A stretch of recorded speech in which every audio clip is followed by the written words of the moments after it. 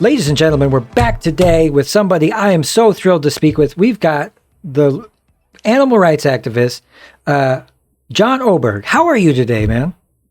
Chris, it is an honor and a pleasure to be speaking with you from across the ocean. I love our banter so far in the pre-interview chatting. So I'm excited to see where this interview takes us. Yeah, I mean, empathy is the universal language, and when you meet somebody who's got their head on straight about stuff like animal rights, you tend to have an okay time, right?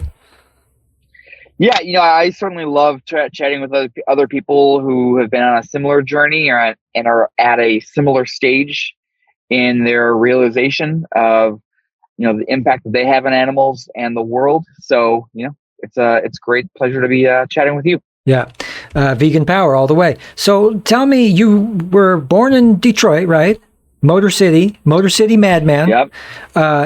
You at some point in your life found that nature was something interesting or special. Now, what was the thing that originally, do you think, early on in life that tipped you towards being kind to animals?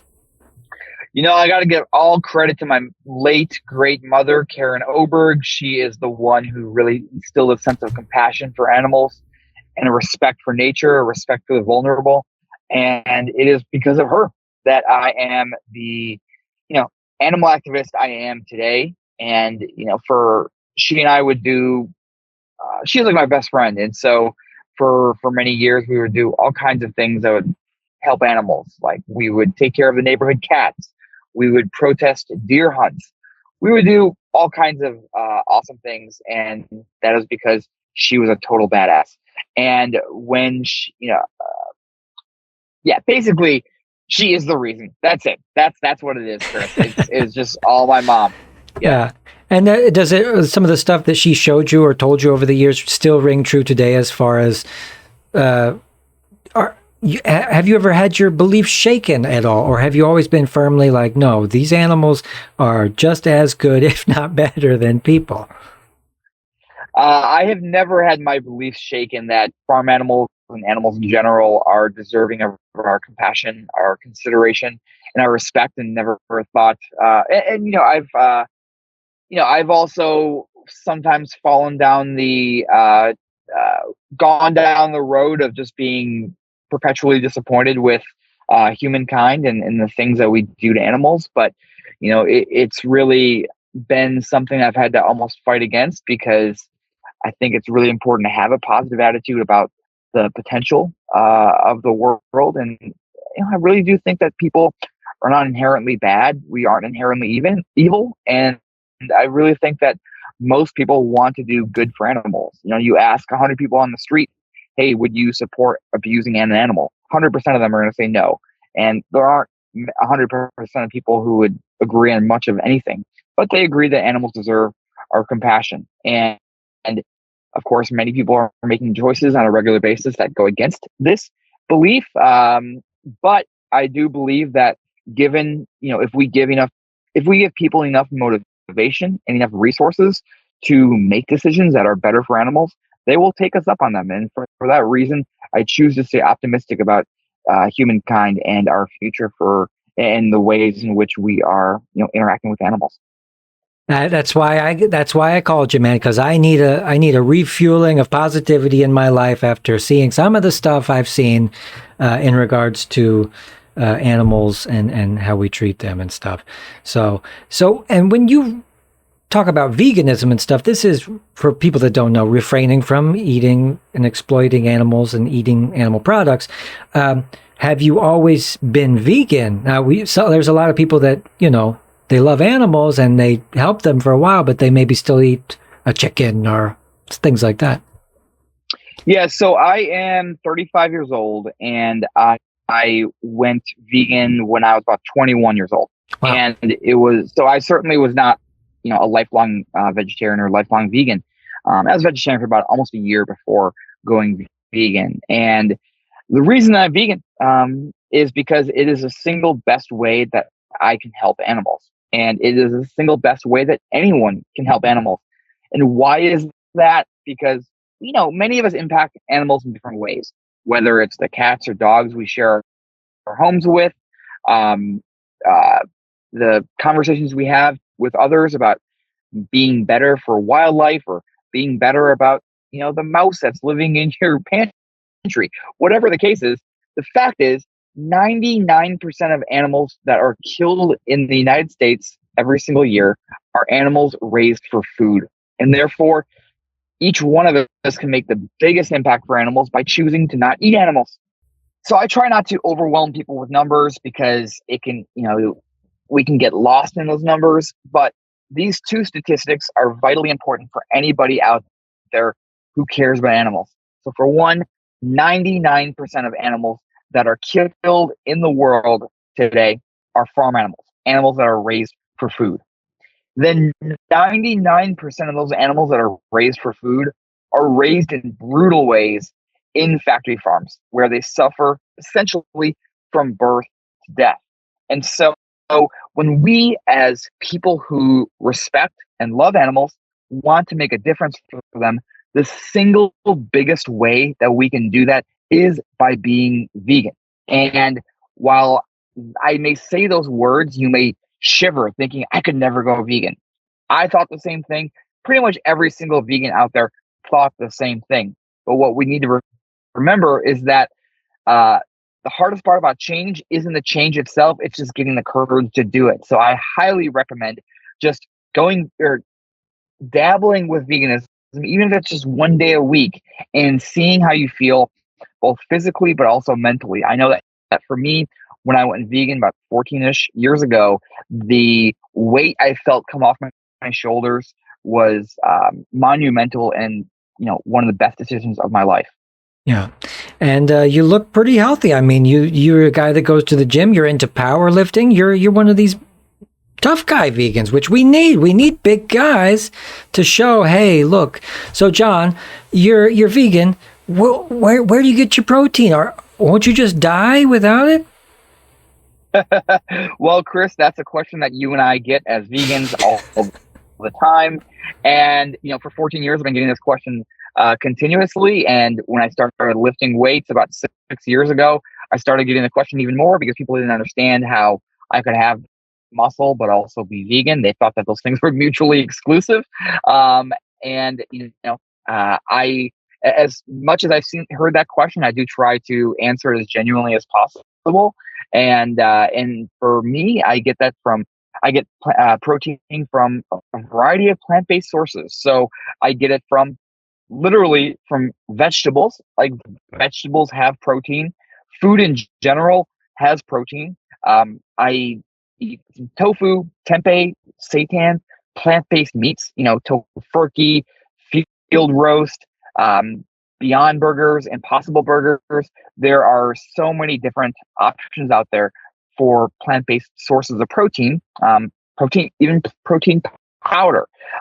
It exists in bountiful quantities in today's world, and it is essentially impossible to be protein deficient. So it really isn't a concern. But if you are trying to put on muscle, then I would recommend eating more protein than you might otherwise would. And luckily, in today's world, there's just lots and lots of options. I mean, we've got here I've got a bag of hemp protein in Germany. They got a little hemp protein. Seems to work all right. I mean, what are the secret weapons as far as ingredients that you look for in the kitchen? Like some of the things that us vegans know that the rest of the people don't know, like nutritional yeast. I mean, what's some of your go-tos? Well, Chris, I do not have the skills in the kitchen like you have. So I think you could do a better job of answering this question. But I will briefly say that I eat fairly simply. And so one of the things that I use to spice up foods, not to make it spicier, but to make the food more interesting, is by adding sauces to otherwise maybe somewhat boring foods. Like I love Tabasco sauce and hot sauce. Oh, but yeah. but I really do. I have to give a shout out to Nooch, the thing that you mentioned a minute ago. Nutritional yeast flakes, aka Nooch, looks hilarious. If you it's just nutritional yeast flakes must be the most unattractive name in the history of ingredients. But I will say that anybody who's looking to make their pasta or other kind of food a little bit cheesier, a little bit healthier, I'd really recommend trying to put some nooch on the food. You can get nooch at pretty much any healthy type grocery store out there. I'm sure you can buy it in bulk online. Uh, it isn't the first thing I would recommend for non-vegans to eat if they're just dabbling in vegan food. But if you want to try something that is a little bit adventurous, I'd say give it a shot. So everybody loves cheese, and I'm sure at some point maybe you did too. But then when you cut the cheese, the alternatives are kind of here and there. Have you had a good fake cheese yet? So I went vegan in 2009, Chris, and when I went vegan, the cheeses out there were weird. The only cheese that melted was Daya cheese, or pronounced Daya. That's a big controversy in the animal protection movement. And it tasted, I remember the local pizza joint in Phoenix, Arizona. They finally started carrying Daya, and it was a big deal. And it was so cool because this was the first vegan cheese that melted. Okay, it melted, which was a big step. Unfortunately, it tasted very strange. It did not really taste like cheese. I mean, I liked it, but like the texture and the taste was definitely off from what you might expect cheese to taste like. I did, however, celebrate its existence, and fortunately, in the 14 years since, there has been a plethora of new vegan cheeses that have hit the market, and Daya has even reformulated so that it's amazing now, so much better. And there are so many different vegan cheeses out there now. Now there's shreds, now there's soft cheeses, there's spreadable cheeses, there's cream cheese. There is a huge variety now, and it is pretty astounding. And what's great is that if you go to a specialty grocery store, like maybe your local health food store or a Whole Foods, Trader Joe's, Sprouts type of place, there are tons of variety. The price might be a little bit higher, but then if you go to even mainstream grocery stores, there are going to be at least some vegan options for cheese, and this wasn't always the case. This is a somewhat a new thing, which is pretty amazing. The new options that vegans have for food to eat in today's world is really astounding and really excites me. Yeah, I mean, thank God. You said 2009, is that right? Yes. At the time, all you could get was like cardboard. You could get a photograph of cheese, and not anything more exotic than that. But but now we have cashew cheese and things like this, and also we have the internet with YouTube, and people can make their own stuff at home, and so it's never been more possible or more convenient to go vegan. But then there's this other aspect. Obviously, me and you, we really care about animals. But then there's this health thing, the side of veganism where we're scoring big points by going vegan and saving the animals because it's good for you. Have you had any kind of experience seeing the transformation of your body, or have you become more in tune with nutrition as you go along your vegan journey? Yeah, what's interesting is that I would go vegan even if it was detrimental to my health. Right. But fortunately, it's actually a positive thing for my health. So that's a fun positive. What's interesting is that we as vegans actually almost have it too good. We almost have it too good in terms of the arguments to make, because veganism is better for so many reasons. It's better for the animals, obviously. It's better for our health. It's better for the environment. It's better for workers' rights. It's better for social justice. It's better for the list could go on and on and on. And so, that all being said, as far as health effects, for me, I certainly felt going from meat eater to vegetarian and then from vegetarian to vegan, I felt a big weight off my shoulders. And this was particularly in terms of after eating foods. I felt like it was much less heavy in my stomach. Before that, I felt like it was almost like a drag, for an hour or two after eating a big meal. But then after going vegan, I felt like much lighter, which was great. But really honestly, the uh, mental breath of fresh air after going vegan was amazing. And knowing that I was no longer paying someone to do horrible stuff to animals that I would never do myself, that was really the best part about going vegan. Did it really boil down for you? Because you said you were what, about 21? Is that right? So Yeah. were there moments right before that where you just felt like you saw the fried chicken and said, and now you're eating it and you go, I gotta stop this stuff? Did that? So it was interesting. So I went vegetarian like New Year's Day of 2009, and I was like, it would be cool to go vegan, but I know myself, and if I go vegan overnight, I'll probably just throw in the towel within a few weeks. So I'm gonna kind of ease my way into it, and this is all based on principle. Okay, I didn't know anything about factory farming. I was just like, it makes sense. If I love animals, I probably shouldn't eat them. So I went vegetarian, and I kind of slowly weaned myself off of animal products, switching from cow's milk to plant milk, switching from cow's milk ice cream to plant-based ice cream, and so on. And then I was about ready to do it. I was about ready to make the plunge to go vegan, and I didn't know anything about factory farming or how farm animals are actually being treated. I still, up until this point, just made the assumption that farm animals live one good life or they lived a good life with one bad day. Then I watched a documentary called Earthlings, and this is a documentary that was made in, I believe, 2006, narrated by Joaquin Phoenix. Yes, the Joaquin Phoenix of The Joker and currently of Beau is Afraid and so many other great movies. And in this film, he narrates and talks about the ways in which farm animals are being abused and the ways in which factory farming is really abusing animals in some of the worst ways imaginable. And so I learned two big things during watching this film. And that was one, that farm animals live essentially lives of misery from birth to death. But then also, it isn't just animals that are raised for meat, it's also animals that are raised for dairy and eggs. And so it was right then, this is about 10 months into being vegan, that I decided to go vegan for the animals and to no longer participate in this cruel torture of sentient beings that, again, I would never do myself. Yeah.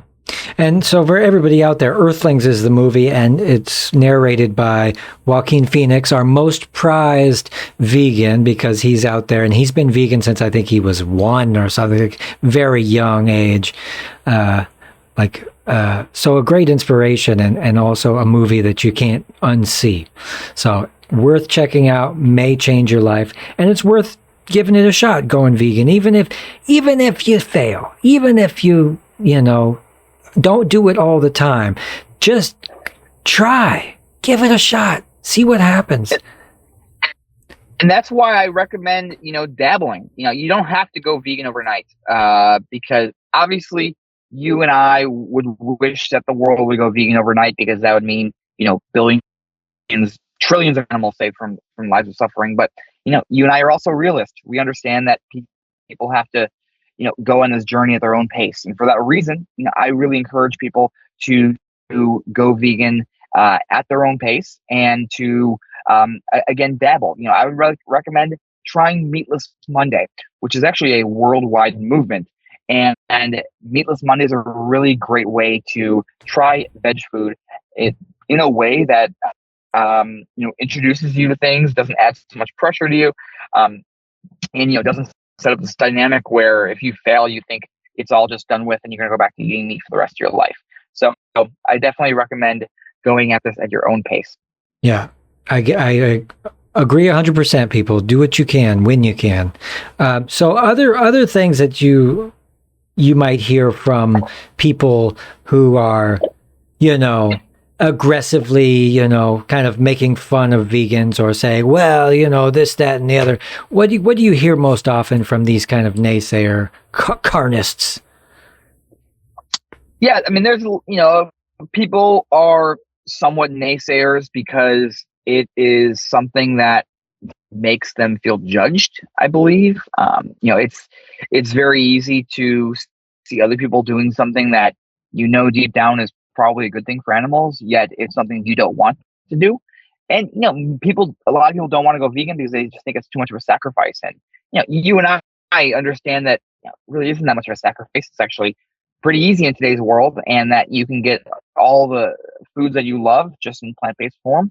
It just takes a little bit getting used to. And people see that, and then they think that there's like this if they aren't going to go vegan, then they're going to be judged and so therefore people sort of lash out. And sometimes people say things like, what's going to happen to all the animals if you go vegan, which is an interesting dilemma when you think about it, because we've never had in the history of anything, we've pretty much never just like outright, made one decision that totally radically changed everything. If the world were to go vegan, it would happen over the course of decades or centuries.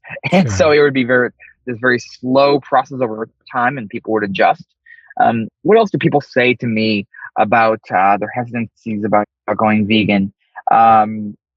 They say that a lot of people are just under the belief that the food that they are eating is not treated cruelly. Of course, they see these videos online, and they see maybe a description in a pamphlet talking about the ways in which animals are being abused. But people have this tendency to believe that the chicken sandwich that they're eating is coming from a chicken that lived a good life. But I promise you, that is not the case. I mean, literally 4,999 out of every 5,000 chickens that are raised in the United States are raised in factory farms. 99.98%. Okay, so statistically, of all the chickens you've eaten in your life, you've never eaten a chicken that wasn't from a factory farm. Okay, so I'm telling you, if you're eating animals, you are 100% supporting factory farming. So please just get the idea out of your head that the animals that you're eating aren't cruelly treated. And on top of this, factory farming is a global phenomenon. It is not isolated to one country in one corner of the globe. It is everywhere. And so the only way that you and I can be assured that we are making a difference for animals is literally by not eating them. That is the only way to be assured of that. And luckily for us, in 2023 and beyond, it is just getting easier and easier and easier to do so. Yeah. It's about options, right? And for all the people that say, well, I kill my own chickens, it's like, well, look at yourself in the mirror. Is that something that you absolutely have to do for a source of nutrition and protein? No. We live in the modern day, and we can actually kind of make that sacrifice. But I agree with you. What do we do with the cows then? And I just say, let's rewild them and let them go out and just enjoy themselves, whatever. If they clog up the highways, good for them. I don't care. Let them go where they want to go. And, when the automobile was invented, they got rid of all the horses, and they didn't know what to do with the horses. They could have rewilded them, but the prudent thing to do at the time was to just execute them all, which is another wonderful thing that humanity has done. But I agree with you wholeheartedly. I said, we'll figure it out. Don't worry. So you travel around a little bit. So where have you been? And I saw you had adventures in Mexico. You were petting dogs in Mexico. I was kind of jealous. I've been there. I love those little street dogs. Yeah, I try to travel quite a bit. Traveling is I think one of the great parts about life. And luckily, in today's world, it's quite easy to travel internationally and to travel to interesting destinations where there's great vegan food, where there's great vegan activists. This year, I'll be traveling to Los Angeles for the Animal and Vegan Advocacy Summit, AVA. I'll be speaking there. I'll also be attending the Conference for Animal Rights in Europe. That's going to be in Poland in August, I believe. I'll be attending the International Animal Rights Conference in Luxembourg. I'll be speaking there. So there's lots of really great things happening animal rights wise, vegan food wise, all over the world. And I think that if you can live in a way that allows you to have new experiences, I think it's really good. And I think it's worth mentioning for any of the animal rights activists out there who are watching this that, I think it is important to have interests outside of animal advocacy, because that allows us to be sustainable with our activism. I could spend, from 5 a.m. to 10 p.m. every day doing animal rights activism. But what good would that do? Because I would burn out within a year or two. And it is a marathon, not a sprint, for creating a better world for animals. And therefore, I have interests outside of animal advocacy, including travel. And luckily, I can often incorporate my interest in animal advocacy and vegan food, for example, into my travels. And that makes traveling to a new place even more fun. So for anybody listening to this who's just, they're going to go to Mexico City, for example, check out the amazing vegan food there. There is so much amazing vegan food in Mexico City. So, big recommendation there. I wasn't vegan when I was in Mexico, but I still had the greatest. I mostly ate beans because they were the most delicious, cheapest, easiest to make thing. And meat it's harder to find there. And I kind of respect that, where they're more practical about their consumption habits. But yeah, vegan food. So you go to these talks, you go to these expos, you're a big voice in the animal rights community. When you show up to these places, do they have some pretty good grub? Oh, yeah. I mean, vegans know how to eat. This is one of the biggest misconceptions about veganism is that, being vegan means you can't eat this, you can't eat that, you can't eat this, you can't eat that. But truly, what going vegan means and eating vegan food means is that you're opening your door to all kinds of new foods that you otherwise probably wouldn't have eaten. Like if I wouldn't have gone vegan 14 years ago, I probably wouldn't have tried and fell in love with Indian food, with Thai food, with Vietnamese food, with Singaporean food, with Nigerian food, with Ethiopian food. The list could go on. And it really is just quite amazing that you really can try so many new foods. And, like I said, vegans, we know how to eat. We love food. And these kinds of events always have the best food. Okay, so name me a few dishes that you've had recently that blew your mind. Oh man, I will say, I can't remember the names of this, but Sure. I was at an Indian restaurant last week, and the 3 dishes that we got were just stunningly, beautifully presented and just tasted amazing. Okay, I can't name you the Right. types of food here, but I will say just the stuff at there's a restaurant called Sen in Richmond, Virginia, that is just amazing. It's Vietnamese French fusion, and the food is just to die for. I love that. And then there's a great Thai place in Richmond called Mom's Siam, and that is just legendary. So I would really recommend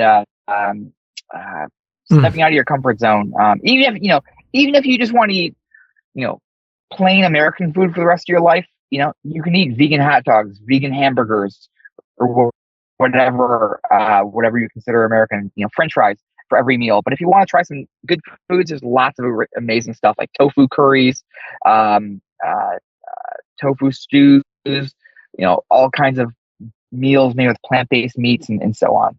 So doing the whole good, delicious green, colorful bowl versus the hot dogs and French fries, which people last longer in the vegan community? Do we got a lot of crossover? People quitters when they goes eating too many hot dogs? Well, honestly, I feel like expecting people to eat, go from eating whatever they're eating now, which is often the standard Western diet, which includes a lot of hamburgers and hot dogs, to eating just, brightly colored bowls and salads. I think that's kind of an unrealistic expectation. I think that we need to give people foods that they're used to eating, whether that's pizza, Italian food, tacos. We need to make veganism as easy as possible. So I actually, I'm a big proponent of just eating the foods that you're already accustomed, you're used to eating, just in plant-based food, in plant-based form. So, I know there's like certain arm of the vegan movement that's like, go, eat raw foods and nothing else. And, I don't think that's very sustainable to expect people to go from the standard Western diet to eating nothing but raw foods. So I would definitely recommend, maybe easing your way into it and at least starting out with the foods that you're already accustomed to eating. Yeah. Well, for me, I always think of it. It's like the methadone, the Beyond Burger. It's like methadone. You're trying to get yourself step slowly off and say, okay, I know this, something familiar, Yeah, I'm sure Beyond Burger loves to be called the methadone of plant-based food. I mean, no offense, because it is delicious. It's not necessarily the healthiest thing in the world, but it is a hamburger. And I would just cook those bad boys every day for weeks until I felt comfortable enough to have some cauliflower, I love it. That's a really good strategy, Chris. Well, we want, like you said, we want as many conversions as possible. We're like a, evangelical religion. We want you to come in on our side and see what we're talking about. And, but for a good cause, we're really, once you see some of the videos and stuff, you can't not do it. And I say this all the time. I feel stupid for not doing it sooner as much because I love animals. You ever see that movie Babe? I did see that movie Babe. That's I think that movie and other movies like it, I think played a role in inspiring me. And I think that that's kind of the thing that a lot of people don't get is they don't get exposure to the ways in which we treat animals. They don't get exposure to farm animals. People think that farm animals live good lives, and they don't. And James Cromwell, the guy who starred in Babe, besides Babe the pig, of course, the human star, he is now a vegan activist. It's come full circle. So it is quite amazing out there that we can make that we can now have access to information that we otherwise wouldn't have had. We can now learn more and more information about the ways in which animals are being abused, and we can stand up and say, no, I don't want to support this cruelty. And the way we do that is through our food choices. Yeah. Well, John Oberg is a great name in animal rights right now. He is somebody I look up to, and I think he's got his head on straight, and he's out there fighting every day, trying to get the message out there. Are there any other honorable mentions as far as vegan activists that we could name now, that people that you look up to? Yeah, I would give a shout out to the Animal Save movement. They are an organization based out of Canada, but they do work all around the globe. I think that they are really, really inspirational in terms of their ability to get hard-hitting content in front of the eyes and ears of so many people around the globe who otherwise wouldn't know about animals and the ways in which they're abused and raised. Plant-based News is fantastic. A good friend of mine co-founded it, Robbie Lockey. Plant-based News does a solid job of getting all of the vegan news out there in front of the eyes of people. And Veganuary is an organization based out of the UK, where they do work globally, where they are in essence getting people to try vegan for the month of January. And so they are, it's become so popular. It's become a global movement, really. And if you just search #Veganuary, you will see thousands and thousands and thousands of posts on social media from people who are curious, who are trying vegan. And I can't tell you how many vegans I've met who are now full-time vegans after just trying Veganuary. And of course, I should mention that Veganuary is the words vegan and January combined, if that wasn't obvious enough. So, so Animal Save Movement, Plant-Based News, and Veganuary are three organizations that I think are great and doing really solid work. And you should go follow their work on social media if you don't already. Yeah. And so last question, do you think that the movement's gaining steam? Are we getting closer to our goal? Are we doing good? Oh, absolutely. It's quite incredible that the progress that we've made as the animal protection movement. It's just, we're just going leaps and bounds every year. Fast food chains are now carrying vegan products. The advancements of food technology have been just really, really amazing. There's a plethora of vegan food companies that are now competing for market share, and that's advancing the technology of food. We talked about the advancements of vegan cheese. In 2009, we were happy that something melted, and now we have a dozen brands of cheese that melts and tastes just like dairy cheese. It's quite amazing. You have the advent of cultured meat, which is meat essentially grown in laboratories it's actual animal meat and actual animal products made without the animals. It is truly amazing. We are making so much progress in that realm. And then, of course, the fact that if you look at marketing, 5, 10, 15 years ago, the word vegan or the word plant-based was a negative connotation. Now it has a positive connotation. I was shopping for Windex the other day, and I saw one that said plant-powered on it. That's not even something that we would think about whether or not it's plant-based, but that just shows that plant-based is now a good thing, not a bad thing. And I am so excited for the future of the animal protection movement and the animal rights movement and a vegan world, because we are seeing lots of really amazing, smart people making decisions every single day that are better for animals. And that really excites me. Yeah. And for all you vegans out there who are going to drink window cleaner, make sure you read the labels first, okay? All right. Hilarious. Well, look, we'll leave it there. This was a really spicy, beautiful, just nonstop thrill ride of an interview. I want you to come back. Let's do it again sometime. And hopefully more people will be vegan the next time we talk. I'd be honored to be here again, Chris. And thanks to all your listeners for tuning in and hearing me out. Yeah. So give a shout out to where can people find you and your closing thoughts. Yeah, my name is John Oberg, and my website is johnoberg.org. That's JOHNOBERG.org. They can find me on Twitter and Instagram at John Oberg, and on Facebook at John Oberg Official. And if anybody wants to support my work, they can do so by becoming a monthly donor for $5 a month. And that allows me to do this work for animals on social media and beyond. Yeah. There you go. Wonderful human being, folks. Okay, we'll see you guys next time. We'll sign off now, and take care and good luck.